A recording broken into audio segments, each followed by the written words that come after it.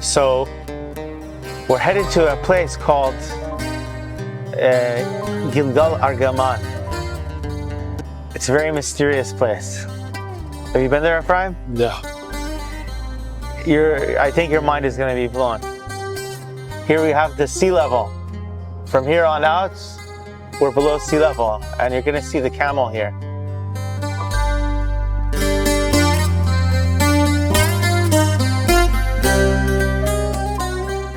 Seemingly Joshua came and built this compound that has a low wall of about 80 centimeters. What is that, like 3 feet, let's say? About 3 feet tall. That's shaped like a sandal print.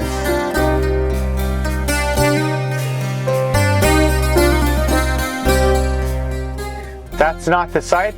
That's the tower that somebody made to mark the site. It's next to the site. Like as a landmark.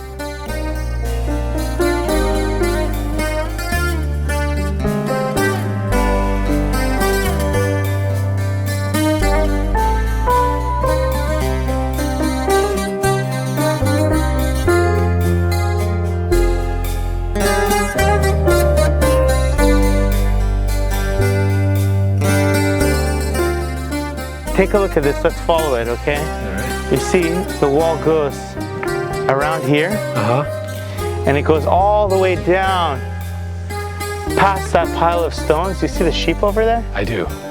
And then it goes around towards the edge of the mountain, and then it follows here and actually goes up the mountain a little bit, and it comes down and around past this sort of circle and back here and returns back to us. Do you see the footprint shape? I do. Is that would that be the heel? That's the heel of the foot, exactly. Right. And up here is the toes would the be. toe area, and it's shaped basically like a sandal print. And it's not only shaped like a sandal print, it's so much shaped like a sandal print that when they got to the edge of the mountain there, and they wanted to do like, the part of the foot that sticks out here, they actually went up the mountain a little bit to make sure to get the shape. Who came and built all these walls for what? Why a foot? And why a foot, right? So maybe you'll say it's they built walls as a sheep enclosure or something like that. And the foot shape is just by accident. And okay, so there's a little section of the wall that goes up, but does that really prove that much? But the fact is that they found no less than 5, maybe 6 sites like this all along the Jordan Valley, and also on the way up to the area of Shechem, of Mount Gerizim and Mount Eval.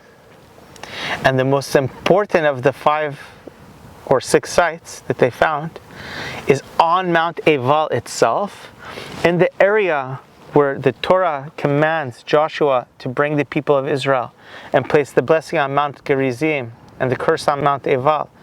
And it says to build an altar on Mount Eval. And then the book of Joshua says that Joshua built the altar on Mount Eval. Professor Adam Zartal, the same one who discovered this site, discovered on Mount Eval a footprint-shaped site similar to this, and in the middle of it was an altar dating to the time of Joshua. Wow.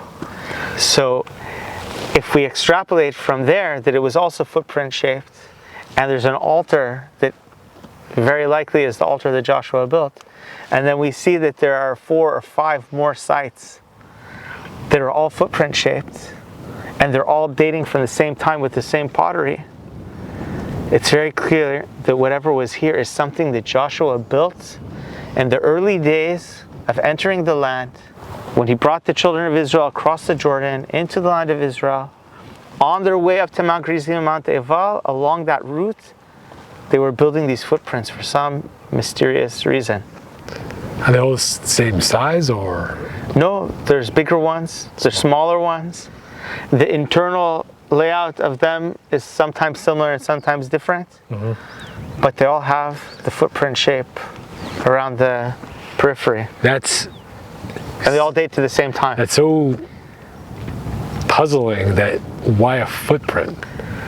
Like, and why, like... I have a theory of what this place is. What do you think? Is it maybe that every time that they conquer a land, like the way to say we've conquered is the footprint? Why do you say that? It just feels like what I would like if they're doing it in multiple places. That feels like. But do you have a source for it, or it's just like in your intuition? Yeah. Let me tell you something. Yeah. Doesn't that make sense? Yeah. Like it's the thing that makes the most sense. What does God say to Joshua? Conquer. Joshua says, "Kol makom asher tidroch kaf raglecha lecha etnenav lezarecha ad olam." Every place where your footprint goes down, where you step your footprint. Wow, they took it literally.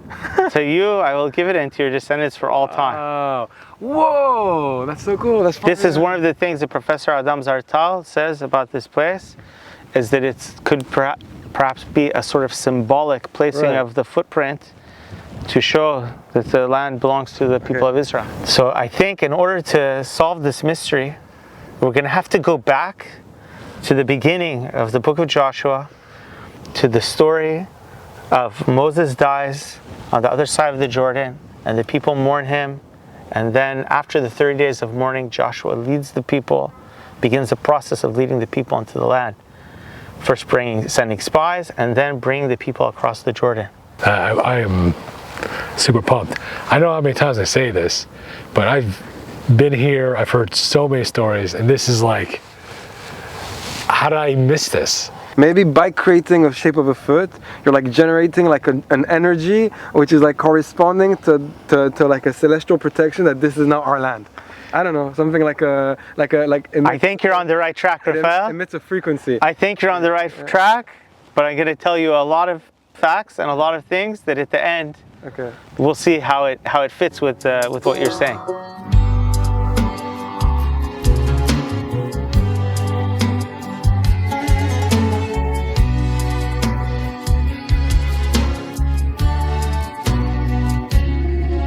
From here you can see very clearly that in the whole section that's a heel, the wall is different. It's like two. It's two walls, right?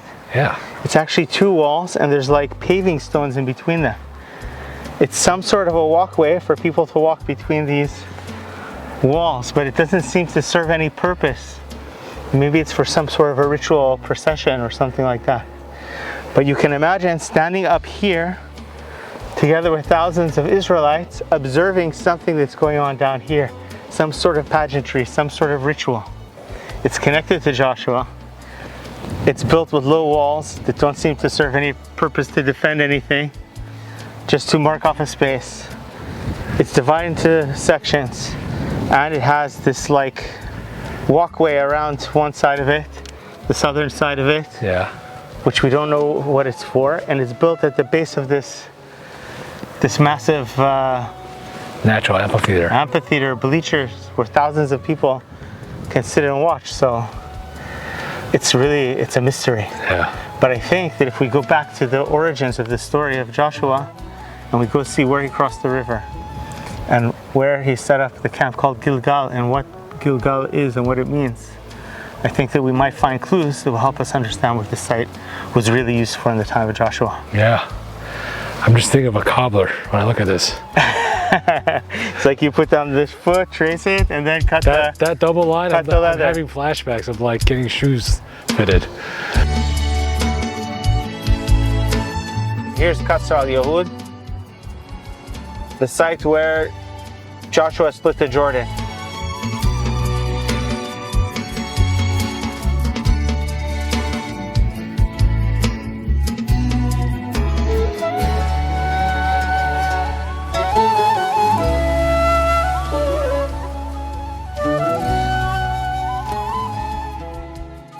This place is called Qasr al-Yahud. We're on the border of Israel, and here right in front of us, a stone's throw away, is Jordan. Don't throw any stones, we'll start a world war. It's very hot as it is.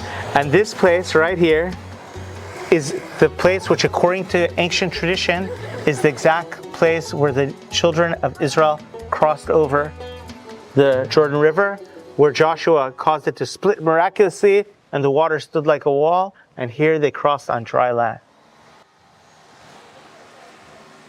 Right here? Right here.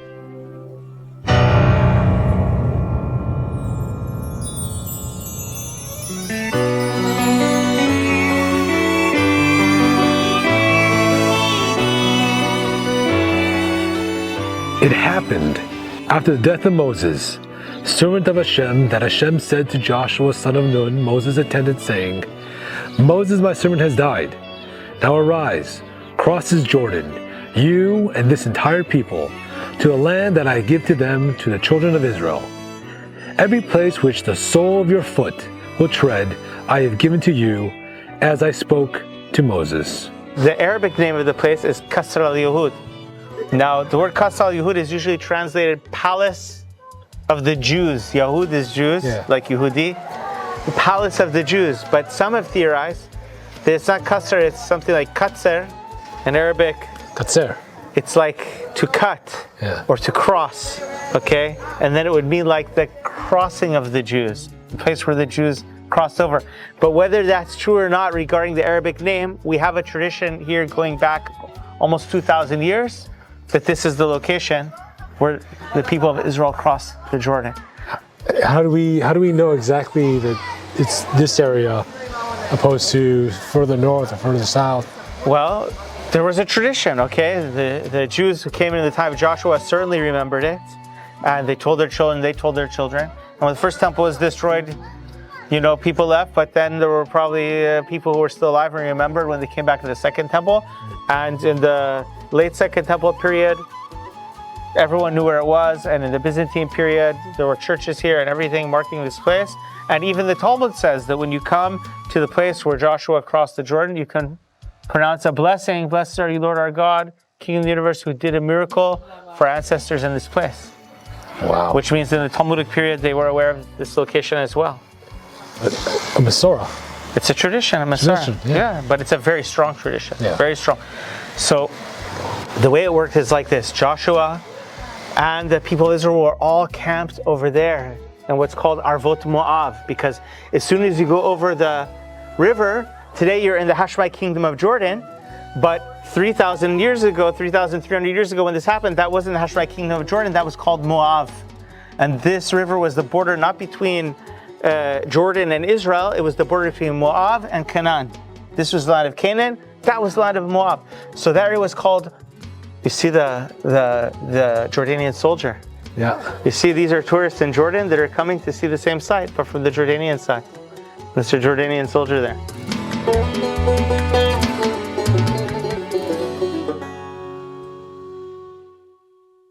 So it says that the children of Israel were camped in Arvot Moav on the other side. And it was after the mourning period for Moses passed. Moses died on the 7th day of the month of Adar. And now in the early part of the month of Nisan, Joshua sent spies from Arvot Moab. The spies crossed the water here. Joshua, son of Nun, dispatched 2 men, spies from Shittim, secretly saying, Go observe the land and Jericho. It didn't split miraculously for them as far as I know. Maybe they swam, maybe they found some crossing. And they came across and they went into Jericho and they stayed in the house of Rachav, who was some translate innkeeper and some translate woman of ill repute. Maybe she was one, maybe she was the other, maybe she was both. But in any case, they stayed in her house and she hid them. And after the king of Jericho came looking for them and everything, she said, you have to go hide because there's a search party. And she told them, we have heard what God did to you when he went out of Egypt. We heard all the miracles and how he subjugated all the enemies before you, and everyone here is terrified. But they're searching for you guys, go hide. So they went up into the mountains and they hid for 3 days, and then they came back and they crossed again right over here. And they went over back to the other side and they reported to Joshua, the people of Jericho and all the people of the land are terrified. We're going to have no problem conquering. And that's when Joshua gave the order. He said all the people should assemble, and he gave exact instructions. And he said the Kohanim, the priests, should carry the Ark of the Covenant. And it says that in those days, it was the springtime, just like it is now it's winter. But it was after the rains, and the Jordan was swollen, and it had overflowed its banks. Exactly like today, we had rain this morning, and look at this. Normally the water would only go down there, and there would be stairs to go down. Now we're flooded all the way up here to the staircase. the Kohanim went with the Ark of the Covenant, and as soon as they stepped into the water, the whole thing stood up like a wall. And the water that was flowing this way stopped, and it all stood up like a wall at the city of Adam. So it wasn't on both sides, it was on one side. It's not like the sea that splits two ways, because here the water's flowing in one direction. So it just stood like a wall on one side, and then the rest went dry because it flowed down into the Dead Sea. Interesting. Behold, the Ark of the Covenant of the Master of all the earth is passing before you in Jordan. Now take for yourselves 12 men from the tribes of Israel, 1 man for each tribe. It shall happen, just as the soles of the feet of the Kohanim, the bearers of the Ark of Hashem, Master of the entire earth, rest in the waters of Jordan, the waters of Jordan will be cut off, the waters that descended from upstream, and they will stand as one column.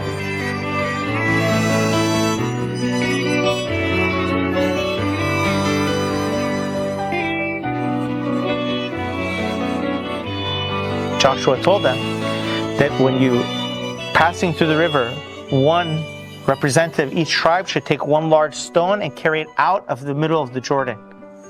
Because he took those stones and he took it to their camp, and they set up those 12 stones, and Joshua said this should be a testimony for all the generations, that when they ask you what are these 12 stones, you'll remind them that God split the Jordan and we took these stones out of the bottom of the river. It happened when the entire nation had finished crossing the Jordan. Hashem spoke to Joshua saying, take for yourselves 12 men from the people, 1 man from each tribe, and command them saying, carry for yourselves from here, from the middle of the Jordan, from the stations of the feet of the Kohanim, make ready 12 stones and bring them across with you and set them in the lodging place where you will spend the night. He called the place Gilgal, and he said that it's because like a pile of stones, the pile of stones, which is a gal avanim, just like when Jacob set up a pile of stones with Laban in Genesis, and he called it gal, ed, a gal of testimony, a pile of testimony. Here Joshua called the pile of the 12 stones Gilgal, a pile, from the same root. So I want to take you, Gilgal has to be somewhere between the Jordan River and Jericho and the area off this way. I want to take you to the area where Gilgal should be.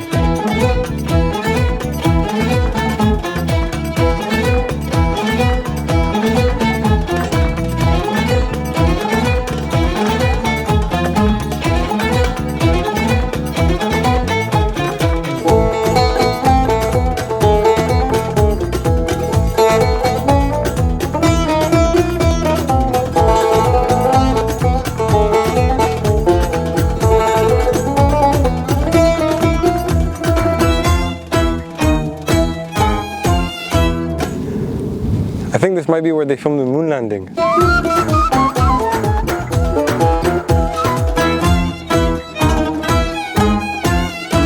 Here we are in the area, the general area that should be Gilgal. We're between the Jordan River, Kasr al-Yehud, and the city of Jericho across the highway in that direction. And this is the sort of wilderness between the Jordan River and the city of Jericho, what's called Arvot Yericho, the wilderness of Jericho. We had Arvot Moav on the other side of the Jordan, and Arvot Yericho, the wilderness of Jericho, on this side. And that's where the Bible tells us that Gilgal is. So Joshua takes the people and sets up camp somewhere in this area, and he brings the 12 stones that he carried out of the Jordan, and he makes them in a pile here. So when Joshua first sets up the 12 stones, he says that it's called Gilgal because of the pile of stones. Gal is a pile. But later it says that he brings them to a hilltop called Givat HaOrlot, the hilltop of the foreskins. And he makes knives out of flint, and he circumcises all the children of Israel. Now you're going to say, what do you mean the children of Israel weren't circumcised? What happened to them? So the Bible tells us that for the whole 40 years that they were in the desert, everyone who was born in the desert never got circumcised. Why is that? So like, tell me something, if a baby's born and the baby's sick, do you circumcise them? No. No, you wait till they're healthy, right? Yeah. Someone who, let's say, a family is traveling out in the desert and they have a baby, and on the 8th day, Do they circumcise the baby? No. No, because it's a threat to the baby's life, right? So in the desert, they didn't circumcise because, first of all, they were traveling in the desert, and number two, they never knew when the cloud would move and say they have to pack up and move. So it could be dangerous to a baby's life to circumcise them, and then just then you have to pick up and move, and you can't stay behind. So they just didn't circumcise for the 40 years. But now when they came back into the land of Israel, Joshua gathers them somewhere in this area at a hilltop just like this, and he circumcises everyone of, I don't know if he did it himself, the commentaries say he appointed He organized people, it, or but it made like a pile of foreskins, okay. and then he said, Galoti et cherpatchem, or et cherpat Mitzrayim. I have removed the disgrace of Egypt from upon you. And actually right here, look where we're standing. What's that down there front? Take a look. You see the stones? The reason I say that this could be the very hilltop is look at these formations of flint here. We're in the area of Gilgal, we're at a hilltop, and there's flint formations in the ground all around us. And this is the exact kind of flint that if you break it in the right way, you can already see that it's very sharp, just the way it broke naturally. But if you hit it properly, you can make knives that you can certainly cut skin with this. People in the Stone Age didn't have metal knives, they only had flint knives. And then later metal knives were invented, but flint knives were still used. And here we have several formations of flint all around the top of this hill, and we're in the general area of Gilgal, so some have theorized that this hilltop could be Givat HaOrlot, the hilltop of the foreskin. Is there other hilltops that also have flint, or? I haven't thoroughly inspected every one of these hilltops, but the people who have inspected say that this is the only one they found in this area. That doesn't mean that there wasn't flint at a different time, or maybe they brought flint from somewhere else, or maybe they already had flint knives. It doesn't have to be that the flint was on location. But it's just interesting that here in the area of Gilgal, you have a hilltop with flint here.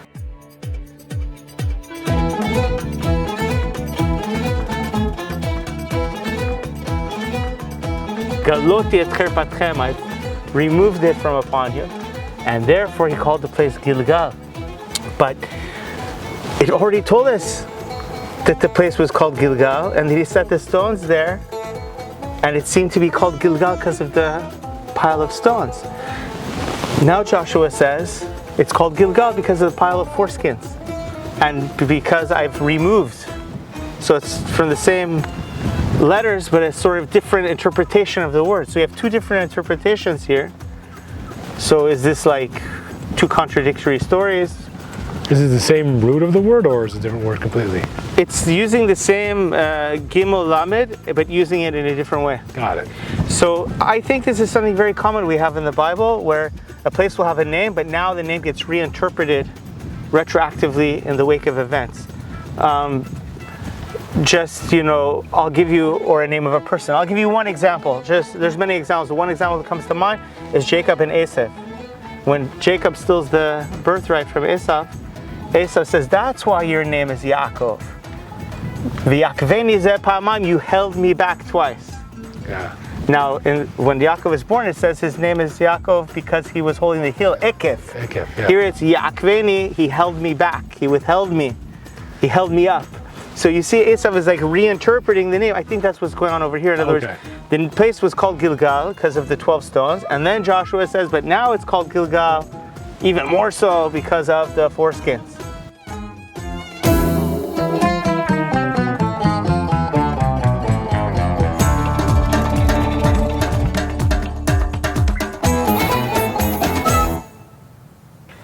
My name is Erna Kovos, and we got here a long time ago. It makes already 22 and a half years, but we didn't think about it. I mean, we were the people of Jericho, and there was a yeshiva in Jericho that we put after the Oslo agreements, and they were there 7 years till they put fire in the synagogue on 2000. And then the army put the Jews outside. But since we were very excited and we couldn't go home, they just throw us to Erzut Elisha, it is on this road after the Allenby Bridge. And we were there for 7 months. And then the army knew that once more they give all this area to the Arabs till the road. So they throw us once more here next to the army base, Nevo. It was the summer, 1st of Av, and the officer told me, sit down here. It was quite fun, but I thought that he's giving me a big present to sit on the land. Yeah. So the children, they found out that this is Israeli area, and they started building. And then the officer came, what are you doing? They told him, what you told me? I mean, put a tent, water and a generator. And I saw that there is somebody who is helping. And that was he. Every day, new miracles. Every day, solving problems. Wow. Unbelievable, just unbelievable. To live with miracles every day and to solve problems and big problems. I mean, from security till water, that was the big problem. People, money. Did you have any idea that you were close to the location of Yeshua ben Nun? Listen, this area, this land, it is his land. So there is a big story everywhere, wherever you are. Every step you do, it is the steps our fathers did here. So it is a big experience. And you cannot say, I don't see that. Because here the land is speaking. At any rate, here is the starting point of the people of Israel, because from here they just came and they settled. Here is the first place where they settled down, because here there are big springs, so they need water. So they settled down here, and here they did the circumcision, the first circumcision, all the people of Israel. Yeah. And then the first Pesach here. Wow. So everything starts from here. And from here they go to conquer the land. Then first they go to Jericho, and Jericho, it is the big wedding of the people of Israel with the land. And they receive Jericho as a present. And only then they start, then they go to Har Bracha, and then they receive there the benedictions, and only then starts the war for conquering the land. Oh, wow. So it is a period, something around 1 month. That is the education of the people of Israel, how to live in the land. So first there is the covenant, and then Pesach, and then ta-ta-ta-ta-ta. So they learn that they have to live with miracles. There is somebody else with them. They cannot do whatever they think. Yeah. So that's incredible and awesome, amazing insight. Yeah, so I mean, touring here in the land is different. It's completely different from anywhere else. Because here it is not just to go around to see how beautiful it is. I mean, there are a lot of beautiful places in all the world, even perhaps more than here. But here there is something else. Here there is the land telling you a story. Something is happening, and you cannot be indifferent on that. The land is speaking to you, so yeah, say. Yeah. So everybody feels in a different level, but you feel it. It works.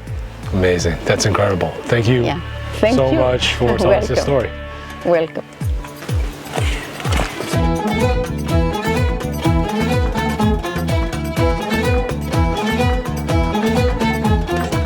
Now, at the top you can see that Israel built bunkers on top of this hilltop, because here you have a view into Jordan.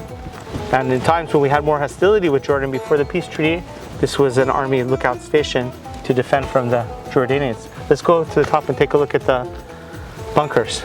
All right.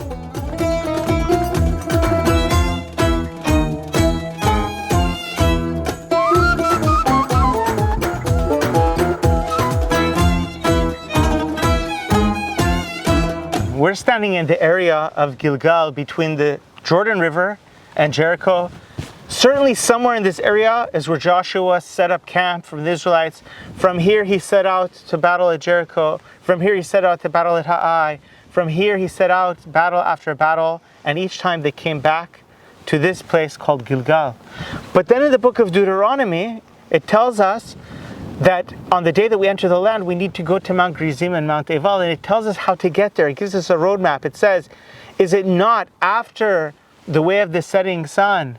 And it gives more things, and it says, Etzel Elon Moreh mul ha-Gilgal. It's next to Elon Moreh, opposite the Gilgal. So you have there, in the area next to Shechem, Elon Moreh, Mount Gerizim, Mount Ebal. It's many, many miles away from here. You have also a place called Gilgal. And then also in the book of Judges, Gilgal is mentioned several times, and in some of those places it doesn't seem to be here in this area all the way by the Dead Sea and the Jordan River. It seems to be somewhere up in the mountains of Ephraim and Benjamin, maybe near Bethel. So how many Gilgals are there? We have here, we have in Shechem, we have in Bethel area. So what I want to propose is that Gilgal is not the name of a particular site, but it's the name of a type of site. Yeah. It's a type of encampment that the Israelites set up in the early days.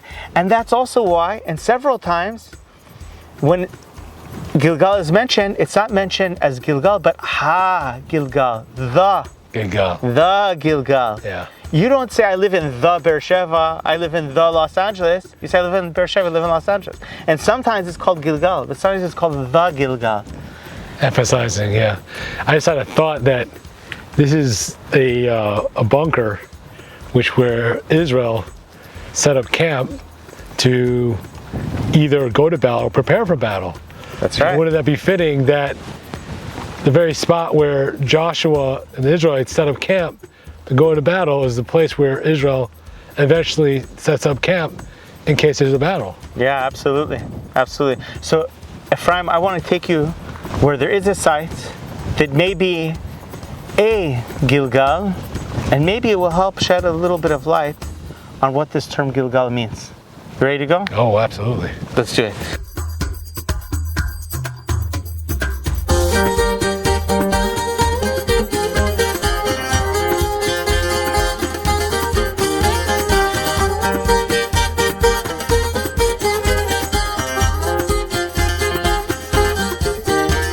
Professor Adam Zertal proposes the following.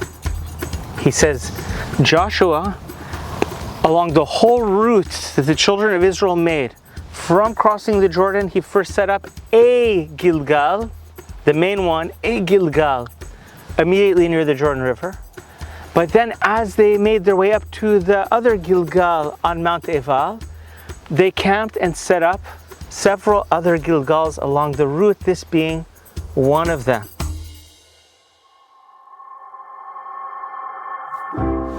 So the question then is, if Joshua came here and he set up this camp, let's say this is one of the Gilgals, right? But why the footprint? We have the footprint here. We have it on Mount Ebal where the altar is, and we have several others along this route. What is the footprint? Remember what Raphael said earlier today? Marking your territory is conquering the land. Marking your territory. So I mentioned that there's several verses where God says things to the effect of, wherever you place your foot, that's the land that it will give you. So one proposal is that by mapping out this massive footprints everywhere where they camped, they were essentially placing their foot, symbolically, the foot of Israel, on the land. The glory of Lebanon forest will come to you, cypress, fir, and box tree, to glorify the place of my sanctuary, and I will bring honor to the place of my feet. There's another proposal which I think is unbelievable, but it also is going to require you, Ephraim, and also it's going to require all of you watching to change a little bit how we think about things. Okay. You will never think about ancient Israel the same after what I'm going to tell you now. I'm going to start by saying something very simple to you, Ephraim, and let's see if you know the answer. I have a question for you. 3 times a year, we have pilgrimage festivals, right? Shlosh Regalim. Shalosh what? What are they? Regalim. What's regalim mean in Hebrew? Legs or foot. Feet. Feet. Hold on 1 second. And when we would make the pilgrimage up to the temple, what is that pilgrimage up to the temple called? Aliyah, no. Aliyah. Aliyah le. The regals. Aliyah le regel. Yeah. Aliyah le regel. What does Aliyah le regel mean? Going up with your foot. We always translate it going up with your foot, but does le mean with? 2. To the foot. Yeah. Going up to the foot. Aliyah le regel. You ascend to the foot. Yep.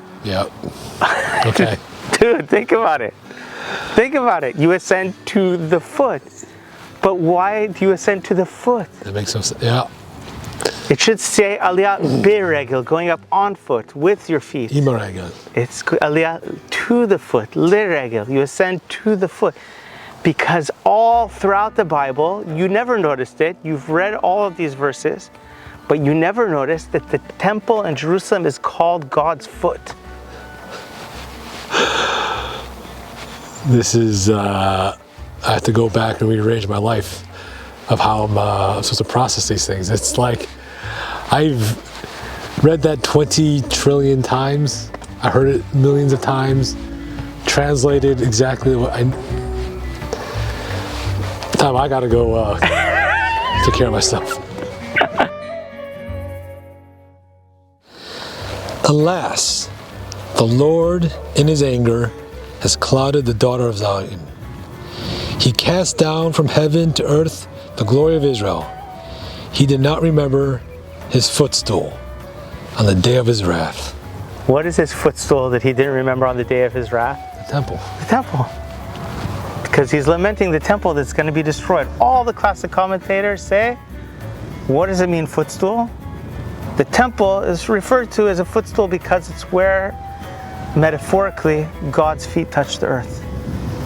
Isaiah says, Hashamayim kisi v'haaretz hadom ragli. The heavens are my chair, and the earth is my footstool. The footstool. And where in the earth? In the temple. And there are verses after verses after verses, at least a dozen, if not more, verses in Psalms and spread all throughout the Bible that use the metaphor of the foot for the temple. He said to me, Son of man, this is the place of my throne and the place of the soles of my feet. We have it right in front of our face all this time. We use it in our daily discussion, aliyah l'regel, going up to the foot, and we never think, what is this foot, So what is proposed here by Professor Adam Zartal of blessed memory, who is the one who excavated this site and discovered this site, he says, it seems that in the early Israelite religion, in the times of Joshua, there was a concept of drawing out in the holy site the shape of a footprint, almost always a right foot, in order to sort of say, this is the sacred precinct within which God's foot touches the earth. And within this place, within the foot, like we see in all these verses, the temple is the foot. Within the symbolic foot, you bring the sacrifices and you gather the people, and it is the ritual site. Incredible. Mind-blowing. And he says that these types of sites are referred to by the Hebrew word Gilgal. And we've already seen that Gilgal is used in the sense of like a gal, like a pile of stones, when Joshua first built the Gilgal, or when Jacob built a pile of stones and called it Gal'ed, the pile of testimony or of witness. And we've seen that the word Gilgal can come from the word galoti, that I have removed I have moved away your shame from upon you when Joshua circumcised the people. But it can also come from the word legalgel, or a circle, right? We had it like in the Jerusalem Between Heaven and Hell episode, Golgolet, the skull that rolls. Yeah. It can mean a circle or a rolling. And we also know that all the holy sites of Israel have the concept of an encircling. What do I mean? How do you say holiday in Hebrew? Happy holiday. Chag Sameach. Chag Sameach. Chag. Chag. What does chag mean? We always translate it holiday, but it doesn't really mean holiday. The word chag means to encircle. Okay. Like on a clock, when you have hands that go around the clock, they're called machogim. And the purpose of aliyah l'regel, you go up to the foot to do what? Lachog. We usually translate lachog to celebrate, but lachog literally means to encircle. Circle. When you go to the temple in Jerusalem, you have to go up on the right, make your way around counterclockwise, and go out the opposite way, the left. There's two gates, one to enter, one to exit. You must make your way around in a counterclockwise fashion, and if not, you don't fulfill aliyah l'regel, ascending to the holy site. So you fulfill ascending to the holy site by ascending to the foot and encircling it. And here we have a sort of paved pathway for some sort of ritual procession around the site. Perhaps this has something to do. That's why there's two rows. 2 rows. Perhaps that has something to do with some sort of ritual procession where they would encircle the site. And of all the 3 pilgrimage festivals, there's one of them that is called generically by the word chag throughout the Jewish literature, and that is Sukkot. Why do you think Sukkot is more of an encirclement than Passover and Shavuot? The kafot, and you take the palm branches and go around. The willows. Willows. Yeah. And also Simchat Torah. Right? We go on around. Shmini Atzeret, we dance around the bima. Yeah. This is all remembering what was done in the temple, that you went around the altar carrying these willow branches. It's called the Hoshanot, and we would say Hoshana, God save us, as we circled 7 times the altar. Every other holiday you circle once. On Sukkot you circle 7 times, so it's called Chag. By the way, it's not only in Judaism, and other Semitic languages, like Arabic. Mecca. They go to Mecca to do the what do they call someone who makes a pilgrimage to Mecca? I don't know. The Hajj. Hag. What's Hajj? Chag. Chag. And what do they do in Mecca? They go around the Kaaba, because they're just imitating essentially what was done in the temple in Jerusalem to encircle the temple. So perhaps the word Gilgal, a circlement, it has to do with this idea of Chag, of encircling.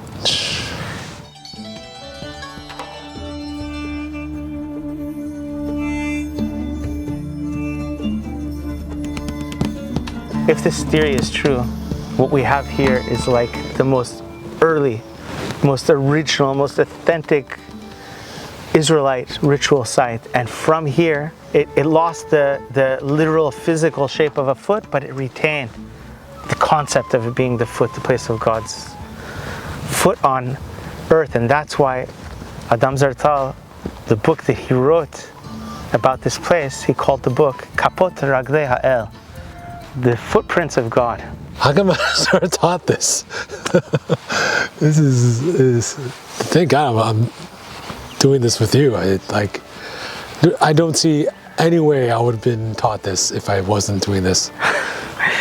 I learned about this first maybe 15 years ago. Yeah. I'm still digesting it. Still digesting it. Incredible. Oh man.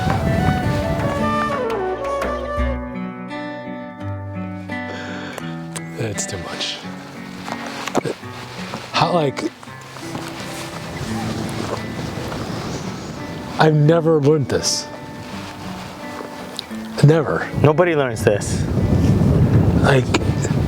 It's not like some small little thing. This is like a source of our identity. And it's if the theory is true, this is a source of terminology we still use in our home, with our kids, with our wife. Today. Sholosh regolim, Yeah. aliyah l'regel. Chag Sameach. Chag Sameach. Yeah. This is still the terminology we use. We don't think about it, but that's the terminology.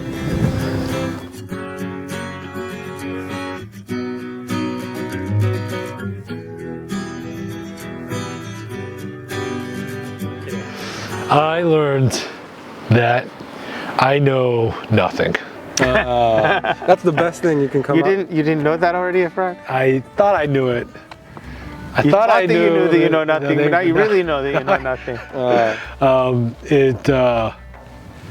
It sort of gave me this mass amounts of joy and hope of so much more to learn that I thought, all right, I've been to this place, been to that place multiple times, but now it's like every single nook and cranny, hill, footstep, river, I'm open to seeing what comes next. And you said you served in the army in that area. I did. And my son Mendel's serving in that area. We didn't get to visit him today because they're on an operation, but he's also serving On in the that same area. base, yeah. Same base. Same base. I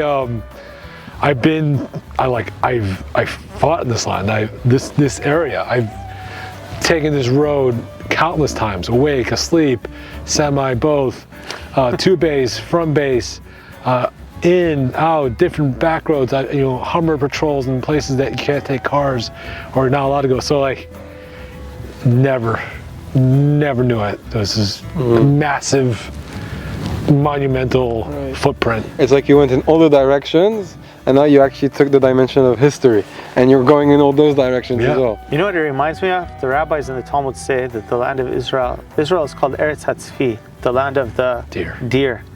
And they say, why is it called the land of the deer? Because if you take a skin of a deer, you can stretch it more and more and more. And it actually can be a lot bigger than it looks. It's a very loose kind of skin. They say so to the land of Israel. When it's empty, it seems small, but when its children are in it, when the Jewish people are here, it gets bigger and bigger, and it contains as many people as it needs to contain. And ultimately, in the Messianic age, is going to actually spread out to encompass, all the people of Israel. But I think you could maybe interpret the same thing in a slightly different way. You could say, the more you stretch it, the more you drill down and you look closely, you find more, you learn more, there's more lessons, there's more. Every rock, everything here. So like you said, you've been here, but you have no idea, but then you sort of stop and observe and learn. And you can do this everywhere in this country. It's great because the same concept that we have in Eretz HaKodesh, the Holy Land, we have also in Lashon HaKodesh, the Holy Tongue. That every time you say a word, because of the root, the shoresh, you don't realize, but you're connecting to so much. Look at this one word, Gilgal. How many connotations it has? Infinite, right? It feels infinite. Yeah. All right. Yeah. I gotta do mincha. Okay, so yeah. It's late. I've already done mincha because I'm not an irresponsible Jew. You know, because I was making lunch for the crew while you guys were praying. It was a great lunch.